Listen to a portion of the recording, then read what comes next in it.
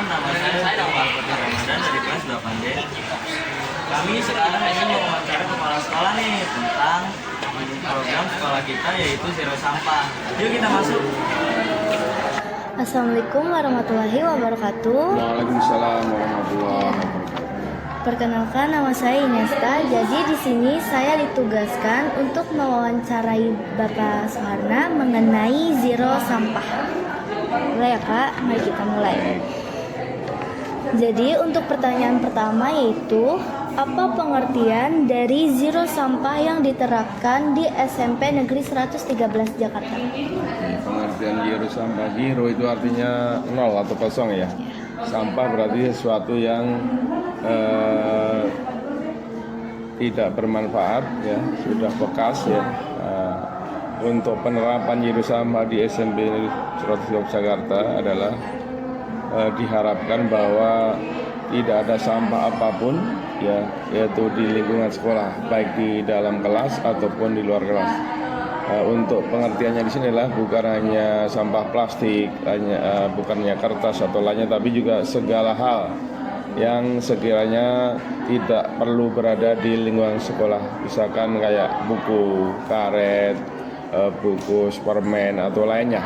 Itu kita anggap sampah untuk di sekolah kita, sehingga tidak perlu atau tidak harus ada di lingkungan sekolah. Oke. Lalu untuk selanjutnya pertanyaan kedua yaitu apa yang menjadi motivasi sekolah untuk program zero sampah ini? Yang menjadi motivasi sekolah kita adalah karena kebetulan sekolah kita juga ditunjuk dari kementerian ya, sebagai sekolah sehat ya. Dan sekolah kita mungkin satu-satunya di wilayah Jakarta Utara 1 ya, yang ditunjuk dari kementerian sekolah sehat. Sehingga kita harus buktikan ya bahwa sekolah sehat itu berarti indikasinya apa? Sekolah yang bersih. Sehingga kita berikhtiar atau berupaya biar tidak ada sampah di sekolah kita. Sehingga semua warganya ya, baik itu peserta didik ataupun guru serta pegawai diharapkan sehat semuanya. Ya, seperti itu. Lalu, sejak kapan program zero sampah ini dimulai dan bagaimana perkembangannya sejauh ini? Ya, sebenarnya program zero sampah itu sudah kita laksanakan beberapa bulan yang lalu ya kan. Bahkan mungkin pada saat ajaran baru ternyata sudah kita laksanakan ya. Program zero sampah, cuma belum optimal ya, karena pada saat itu kita baru program zero sampah di lantai 2, lantai 3 serta di dalam kelas, sehingga pada saat itu masih disediakan fasilitas ya, sekolah masih menyediakan fasilitas tempat sampah ya di lantai 1 ya, di depan ruang kelas 9B.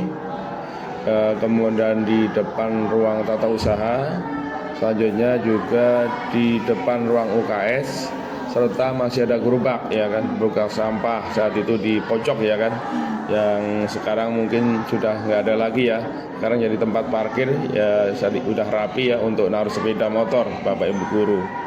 Nah, pada saat itu apa? Belum optimal, sehingga kita berusaha lagi, berikhtiar lagi untuk meniadakan fasilitas berupa tempat sampah.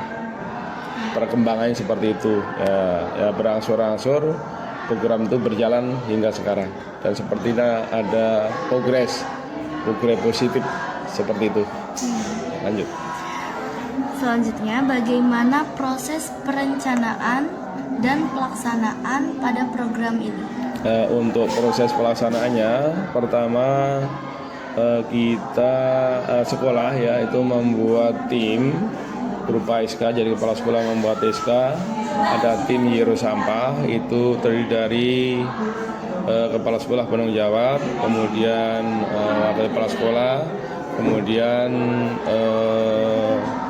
staf, baik itu staf siswa, staf kurikulum akademis ataupun staf sarpras, ditunjuk untuk melaksanakan kegiatan berupa monitoring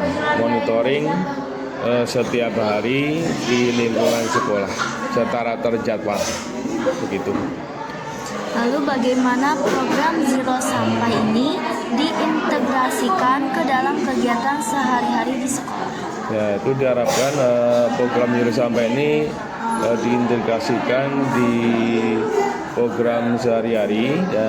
Kita juga sampaikan ya selalu pada setiap momen ya kan, setiap momen kita sampaikan bahwa program Nyuruh Sampah ya kan, moto kita kan sampahku adalah tanggung jawabku. Itu kita sampaikan di setiap saat, di setiap momen, baik ketika di kegiatan pembiasaan ataupun ketika kegiatan KBM. Nah, di KBM juga kita tiap hari format untuk daftar ya, mendata semua peserta didik untuk memastikan apakah mereka ya teman-teman peserta didik itu membawa peralatan. Pertama membawa tempat makan ya, kemudian yang kedua tempat minum atau tumbler, yang berikutnya kantong sampah. Untuk apa? Untuk memastikan bahwa semua peserta didik jika membawa sampah ya, berarti dia wajib membawa sampah kembali pulang ke rumah masing-masing, karena mereka sudah menyediakan tempat kantong seperti itu. Lalu apakah ada kendala yang dihadapi selama implementasi program? Jika ada, bagaimana cara mengatasinya? Ya, alhamdulillah ya, selama kegiatan berjalan ya program Nyuruh Sampah ini, ya namanya program ya pasti ada kendala.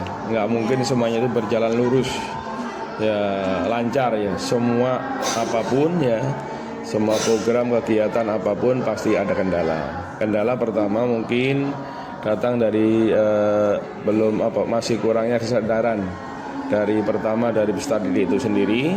Yang kedua mungkin juga dari Bapak Ibu guru dan pegawai. Itu jadi dari kesadaran, kendalanya kesadaran personal ya, masing-masing individu gitu. Ya.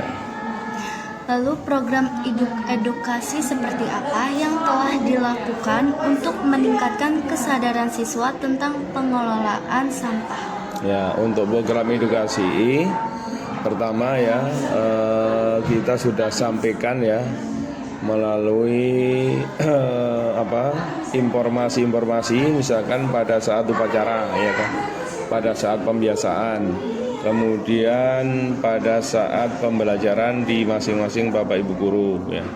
Selanjutnya juga melalui promosi ya atau kampanye Nyuruh Sampah ya, yaitu dengan bentuk lagu ya kan, sering kita dengarkan ya, ada lagu khusus untuk program Nyuruh Sampah ya untuk sekolah kita.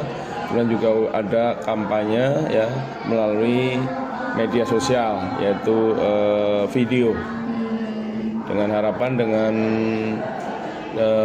dikampanyekan program Nyuruh Sampah sehingga semua warga sekolah, khususnya warga 113, semuanya tersadarkan bahwa kita harus mensukseskan program Nyuruh Sampah ini, terutama di sekolah kita.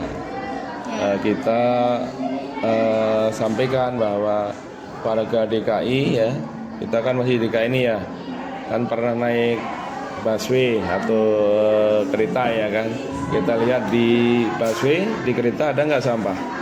Nggak ada. Jadi kita, kenapa tidak ada? Apakah orang naik busway, naik kereta tidak membawa sampah? Membawa. Cuma mereka ada kesadaran sampahnya nggak ditaruh di busway atau di kereta, tapi disimpan di tasnya. Nah, karena ini sudah menjadi kebiasaan, akhirnya Pak di kereta atau di busway bersih. Nah, kita juga harapannya seperti apa? Sekolah kita seperti dalam kereta atau dalam busway. Jadi semua warga, anggap aja penumpangnya itu sadar bahwa sekolah bukan tempat sampah. Jadi ketika ada sampah ya wajib kita bawa pulang. Seperti itu harapan kita.